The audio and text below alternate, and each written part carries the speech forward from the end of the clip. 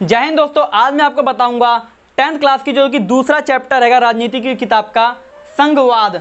ये चैप्टर आपके क्लास में भी आपको पढ़ाया गया होगा, कहीं भी आपने पढ़ा होगा, लेकिन आज जिस तरह मैं इसको एक्सप्लेन करूंगा, अगर आप 10th क्लास में हैं तो आपको 12th क्लास तक के बच्चों को हरा सकते हैं। और अगर आप यूपीएससी किसी भी एग्जाम की तैयारी करें तो एनसीईआरटी में प्रेफर की जाती है कि आप एनसीईआरटी पहले पढ़िए। तो एसएसटी को एकदम गहन ढंग से अंतर्मन से अगर आप समझना चाहते हैं तो आप मेरी वीडियो को लाइक और फॉलो करना, ठीक है। खैर, चैप्टर क्या है आज का? संघवाद। स्टार्ट करते हैं। देखिए, कोई भी सभ्य देश होता है ना, देखिए कोई भी सभ्य देश, जो भी सभ्य देश होगा वो अपने देश में शासन व्यवस्था चलाएगा, मतलब कि ढंग से चलाएगा।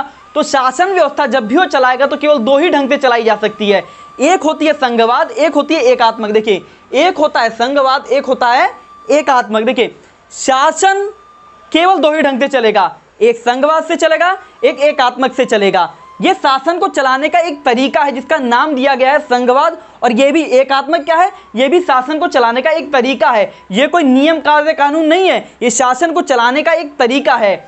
अब हम जानते हैं कि संघवाद, सबसे पहले हम इनकी डेफिनेशंस को जान लेते हैं। संघवाद क्या होता है और एकात्मक क्या होता है, इनकी डेफिनेशन को हम सबसे पहले जानते हैं। देखिए, संघवाद का मतलब होता है जब भी किसी भी देश में दो या दो से अधिक स्तर की सरकारें शासन को सुचारू रूप से चलाने के लिए अपनाई जाती हैं तो ऐसे देश के हम सरकार को संघवाद का माना जाता है। ऐसे देश में जो शासन व्यवस्था चलाई जाती है उसे हम संघवाद माना जाता है। जैसे कि भारत में केंद्र सरकार, राज्य सरकार, पंचायती स्तर। भारत में कितनी है? 3 स्तर की सरकार है, 2 से ज्यादा होगी। और संघवाद में क्या कहा गया है?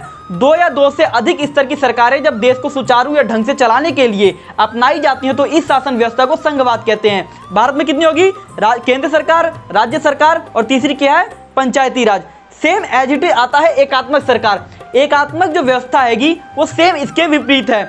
इसमें क्या होता है? इसमें शासन को चलाने के लिए मान लीजिए कोई पार्टियां बहुत सारी चुनाव लड़ती हैं, लेकिन कोई एक ही पार्टी, एक ही सरकार जो भी फैसला लेती है पूरे देश में सुचारू रूप से माना जाता है। माने कोई एक पार्टी जो भी है उस पार्टी का प्रधानमंत्री बनाया जाता है, वो एक ही पार्टी पूरे देश पर राज करती है। आप हिंदुस्तान में देखिए, यहाँ पे कई सारी पार्टियां मिल जाएंगी, लेकिन जिन भी देशों में एकात्मक होती है इनमें पार्टियां मिल जाती हैं, लेकिन हर राज्य के अलग अलग मुख्यमंत्री नहीं मिलते। इनमें केवल एक प्रधानमंत्री होता है और ये प्रधानमंत्री जो भी फैसला लेता है वो पूरे देश में एक समान रूप से लागू होता है।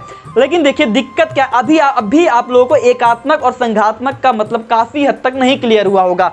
आइए हम देखिए, जब हम इनके एग्जाम्पल पे बढ़ेंगे तो आप खुद समझेंगे कि आखिर संघात्मक क्या है, एकात्मक क्या है। देखिए, संघात्मक का एग्जाम्पल है भारत। भारत क्या है? भारत ने शासन को सुचारू ढंग से चलाने के लिए क्या अपना रखा है?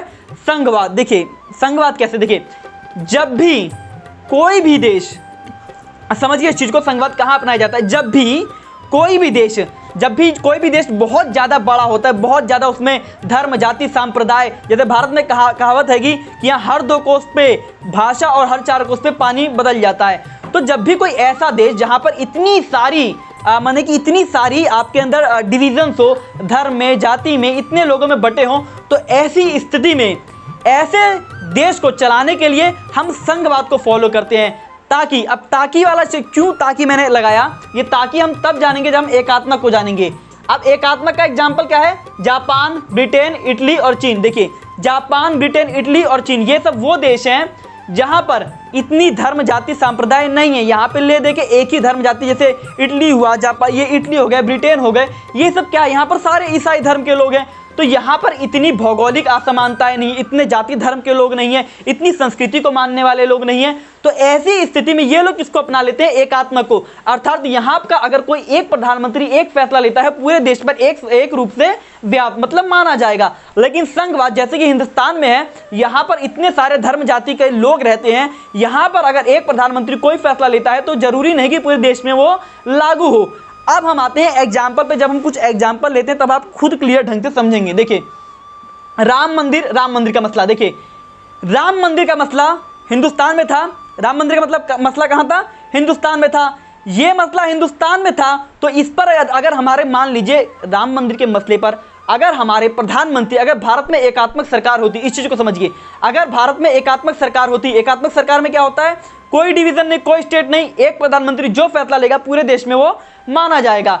सेम ऐसी भारत में अगर मान लीजिए अगर प्रधानमंत्री बन जाते, मान लीजिए अभी नरेंद्र मोदी साहब हैं जो कि हिंदू हैंगे, बनारस का कोई प्रधानमंत्री बन जाता, वो कहता अयोध्या में राम मंदिर ही बनेगा, वो प्रधानमंत्री अपना फैसला देता कि अयोध्या में राम मंदिर ही बनेगा। ऐसी स्थिति में क्या होता, हैदराबाद जो भी हिंदुस्तान में मुस्लिम बहुल इलाके हैं, मतलब जिन भी राज्यों में स्टेट में मुसलमान ज्यादा है, वहां से क्या हो जाता, विरोध हो जाता। सेम ऐसी चीज, लेकिन यही अगर राम मंदिर का मसला मान लीजिए एकात्मक मतलब कि जापान, ब्रिटेन या इटली या चीन इन सब देशों में होता तो यहां पर इतना विवाद नहीं होता। यहां का अगर कोई एक प्रधानमंत्री बोल दे कि चर्च यहां पर बनेगा तो वहां पर क्या है, सारे जो भी जनसंख्या आएगी, जितनी भी जनता सब चर्च को मानती है, ईसा मसीह को मानती है, वो लोग बिना किसी दंगे विरोध के क्या हो जाएगी, वो चर्च को मान लेगी।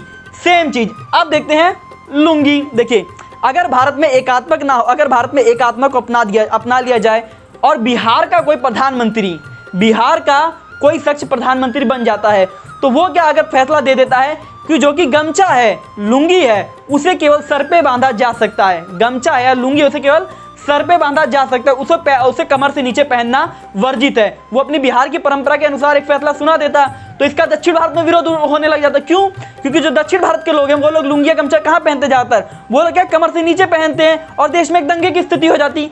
सेम चीज इसीलिए हिंदुस्तान में एकात्मक की जगह संघात्मक को अपनाया गया। अब आप कुछ हद तक समझ पा रहे होंगे कि एकात्मक क्या है, संघात्मक क्या है और कौन से देश एकात्मक को अपनाते हैं और कौन से देश संघात्मक को अपनाते हैं। कहने का मतलब ये है जब भी धर्म, जाति, लिंग, सांप्रदाय, जब भी किसी देश का सब कुछ मिला जुला एक ही होगा, ज़्यादा विभाजन नहीं होगा, उसमें ले दे के सब एक ही प्रकार के लोग होंगे, वो लोग एकात्मक को अपना लेते हैं। और जब भी किसी भी देश में कोई बड़ा देश हिंदुस्तान टाइप का जिसमें इतनी धर्म, जाति, सांप्रदाय लोग रहते हैं, वो लोग संघात्मक को अपनाते हैं। संघात्मक को क्यों अपनाते हैं? ताकि सभी राज्य, सभी लोग आपस में मिलजुल कर रह सकें, सभी को अपना प्रतिनिधित्व मिल सके।